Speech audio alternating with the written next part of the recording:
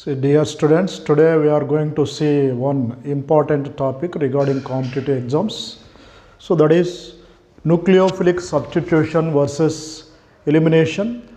Generally student get a doubt that, see, particularly if you look at SN1 and E1, in both cases the intermediate product is carbocation.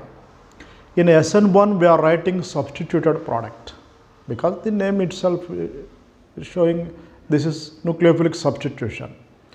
But in E1 reactions, we are writing elimination product. So intermediate is same, but in different conditions, there are different products are possible.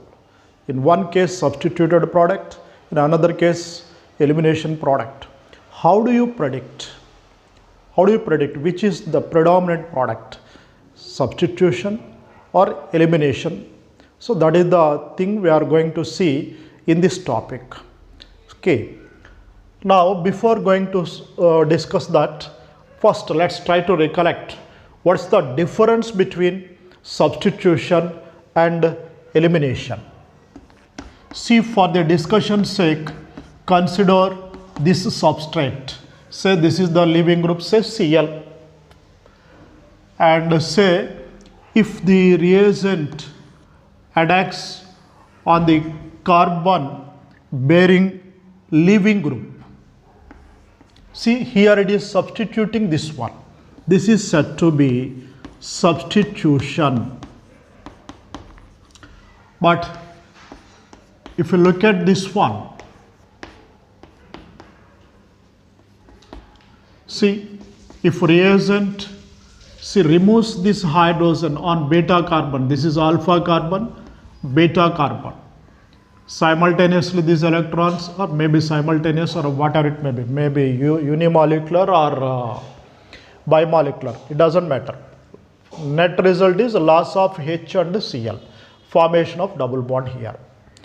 If a removal of H from beta carbon takes place, that is elimination. See the difference between these two and remember them clearly. Substitution involves attacking of reagent on the carbon bearing leaving group. Elimination involves removal of hydrogen from beta carbon. Beta carbon, this is the difference. And here I am going to say one more word. If in a substrate both are equally possible, suppose both elimination and substitution both are possible and there is no problem for that for those two reactions, then which is preferable? If both are possible, there are equal chances for both, then which is more predominant reaction, substitution or elimination? See, clearly reagent is, see, that is donating an electron pair. See, generally reagent donates electron pair to more positive center or less positive center. It's very clear. It has to donate electron pair which can accept an electron pair, electron deficient one. So more deficient one, it donates electron pair to the more positive center. Which is more positive center? Look at this. This carbon bonding with halogen or hydrogen bonded with carbon. Clearly this one, because chlorine is more electronegative and this carbon gets delta plus. But here electronegativity difference is less. That's why if there are equal possibilities for both substitution and elimination, substitution is preferable because of deficiency of this carbon.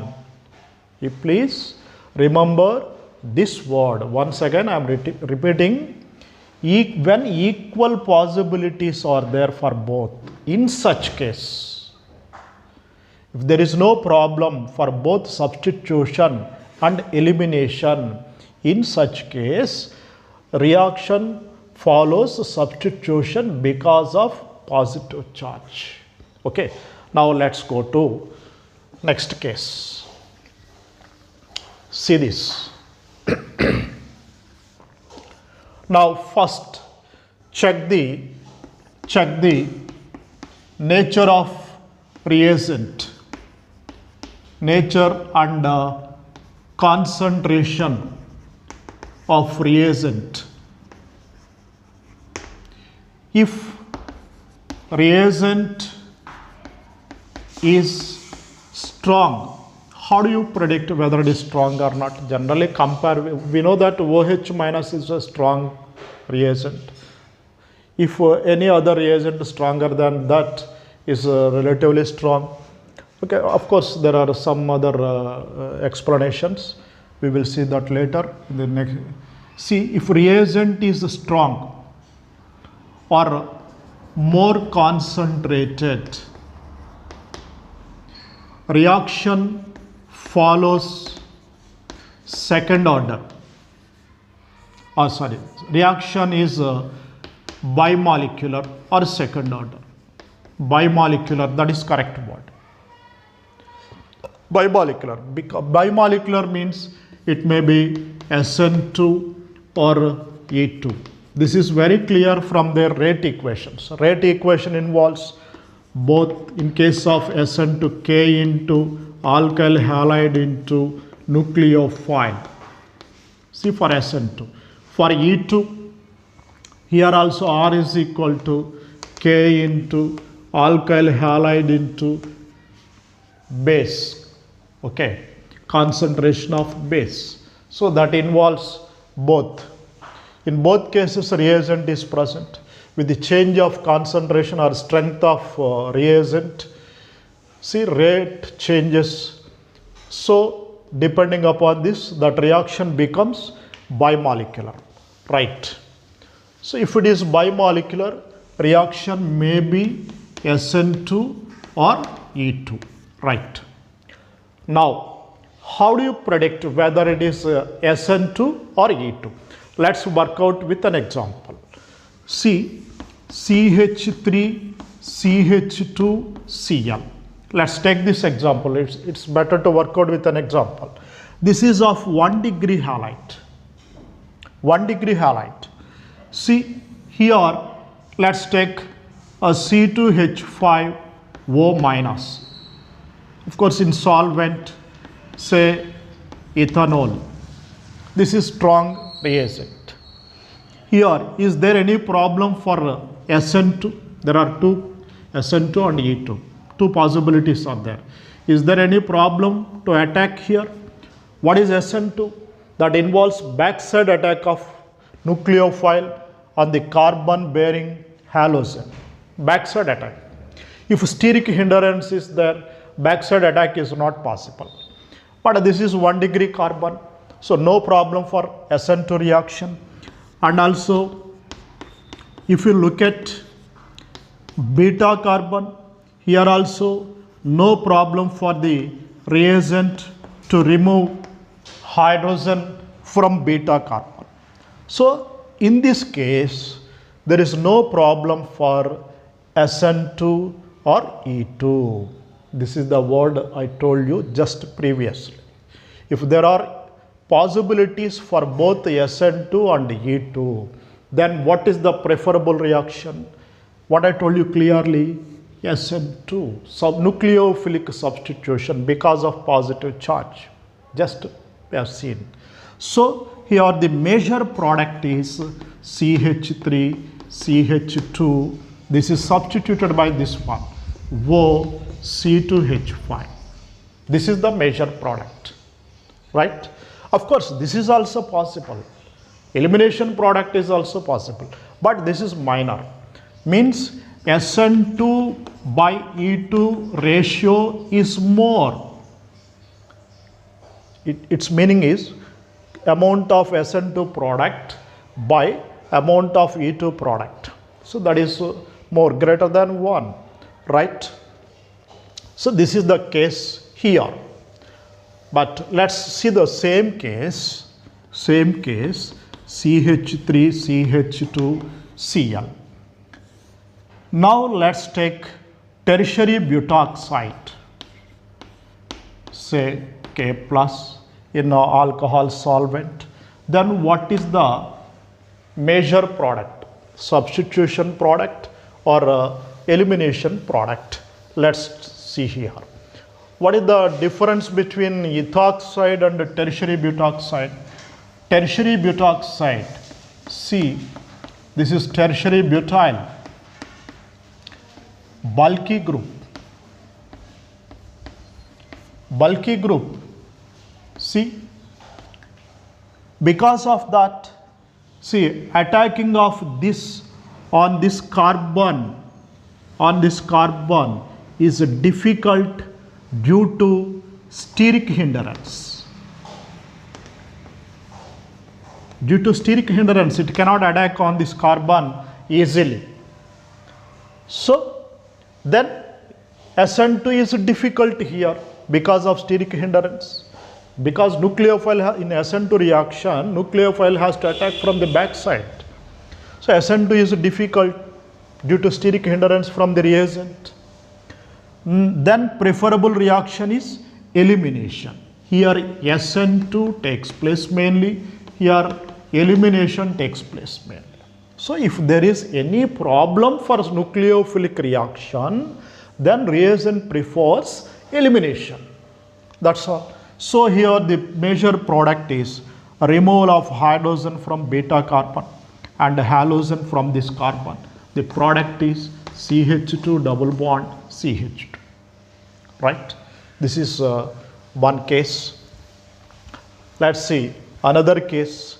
If you take 2 degree or 3 degree halides, 2 degree or 3 degree halides, for the sake of convenience, let's take 3 degree halides. See this, even if you take CH3O minus, this is not bulky base or bulky group, simple group. Now this is strong reagent compared with OH minus. So probable reactions are SN2 or E2. Of course both are possible. What is the major product here? SN2 or E2, that is the problem. No doubt, and this is bimolecular because based on strength of reagent. Okay, now see, SN2 first priority should be given to nucleophilic substitution. That's the word I told you in the beginning of this class. So nucleophile here, SN2 means has to attack from the back side of the this substrate to the leaving group. So this is difficult due to steric hindrance. Due to steric hindrance. So here SN2 is difficult. If SN2 is difficult, what's the other option? Only the removal of hydrogen from beta carbon. Here all are structurally same. You can remove hydrogen from any carbon. So here major product is, if H is removed from this, H here double bond C, CH3, CH3. Elimination product is the major one. Okay. What's the conclusion? First you have to check possibility for the nucleophilic substitution. If there is any problem for that, go for elimination. That is the thing I told you initially. Okay. So far we have seen about strong reagent. If the reagent is weak, if reagent is weak, it may be nucleophile or a base, maybe nucleophile or a base. If a reagent is weak, then what to do? Again, you have to think of this carefully. See CH3, CH2, Cl with CH3, COO minus. This is weak reagent. For example, Cl minus, its conjugate is strong. Of course, as a reagent, it cannot form strong bond with carbon. It cannot donate electron pair easily, right? Weak reagent or CH3COO minus because of delocalization, tendency to act as a nucleophile is weak. So these are weak reagents. And see this. Here, what are the probabilities? Sn weak. So first priority will be given to nucleophilic substitution. Nucleophilic substitution means there are two options, Sn2 and Sn1. If these are not possible, then we will go to the elimination. Now see, for Sn1 here no chance because it has to form carbocation. Sn1 reaction involves carbocation. Stability of carbocation from this is less, so you can rule out the Sn1. So the possibility is Sn2. So nucleophilic substitution. Now the answer is CH3, CH2, this OOCCH3, or it can be written as CH3, COO, C2H5, ethyl acetate. Ethyl acetate. But if this is case of 1 degree, but if you take 3 degree halide, 3 degree halide, see this, in the same case CH3, COO minus. This is weak reagent. It cannot react readily as the strong reagent. So, and here it can form, it is not bimolecular, no doubt in it. Since it is weak reagent, it's not bimolecular. Of course, here it is different case. Okay. Now it has the chance to form carbocation because it can give stable carbocation. Tertiary butyl can give stable, tertiary butyl halide can give stable carbocation. So here it can follow Sn1 path. Thereafter this acetate combines with C+. Okay, right. This is the case of 2 degree or 3 degree halides. This is the case of 1 degree halide. But see, there is another thing to be seen here. See, we have to look at the effect of, so far we have seen based on the nature of reagent, we have done the problems. Effect of temperature is also there. Effect of temperature. Higher temperature favor elimination. Higher temperature favor elimination. Why? Because see, an elimination reaction involves formation of more number of products when compared to a substitution reactions. More number of products means for that reaction delta S is more. Now look at this, delta G is equal to delta H minus T delta S. See, for elimination delta S is more, that is taking place at high temperature, therefore this term is more, that is negative value is increasing, therefore delta G becomes more negative. Delta G becomes more negative. More negative means that process is spontaneous, means elimination is spontaneous. So at high temperatures, elimination is favorable. Elimination is favorable. So for comparison purpose, previously what we have written, CH3, CH2, Cl with CH3, COO minus, under normal conditions, what we have written, substitution.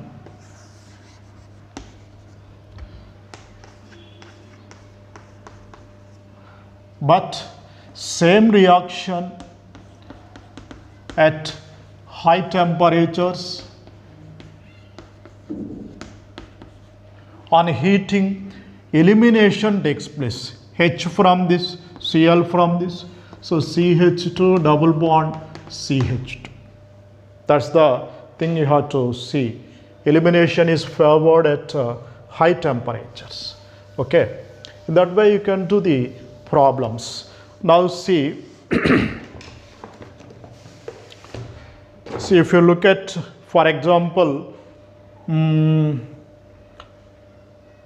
one problem, say let's for comparison purpose, let's see one problem given in previous around 2010. See, I think, so this is the problem given in 2010. I think here they have given alcoholic KOH heat. The question is number of products possible is integer type, including, sorry, this is elimination products.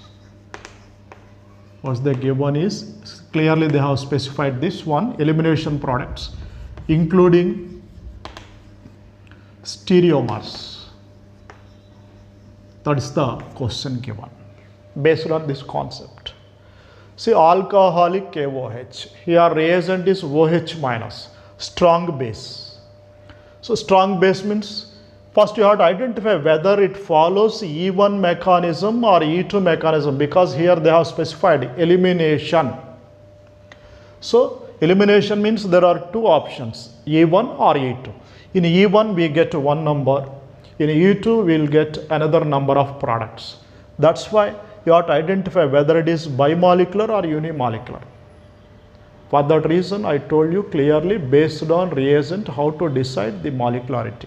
If reagent is strong, molecularity is 2. This is OH minus, strong reagent, so it follows E2 mechanism. E2 mechanism. Therefore, what are the products? Br from this carbon, H from adjacent carbon. How many adjacent carbons are there? This one, say beta 1, this one, say beta 2, and this one, beta 3. There are three possibilities. Due to beta 1, say if H is removed from this is the product. And if H is from beta 2, now we get double H from this and Br from this carbon. We get double bond here. If H is from beta 3 carbon, this is the product. Okay, but the question is including stereomers. What are these types of stereomerism? Geometrical and optical isomerism. Here there is no isometric center in all this, so no chance for optical. First check the geometrical. About this C double bond C, what about cis trans isomerism or geometrical isomerism? Possible. So this can exist as two E and Z isomers. And here also, what about C? About this double bond, geometrical isomerism is possible too, but here not possible because the two groups bonded to this carbon are same, so no geometrical isomerism. So this is only one product, therefore number of products is 5. So in that way we have to predict the direction of reaction, whether it prefers elimination or substitution. If it is elimination, E1 or E2. If it is substitution, SN1 or SN2. So that is decided by nature of reagent and also structure of substrate. You have to look at the structure of substrate also, whether it is 1 degree or 2 degree, you have to look at that one also. But in case of strong reagent, reagent itself decides the direction. According to, if it is strong, reaction is bimolecular, that's all. In case of weak reagent, you have to look at the structure of reagent substrate also. Okay, let's stop at this stage.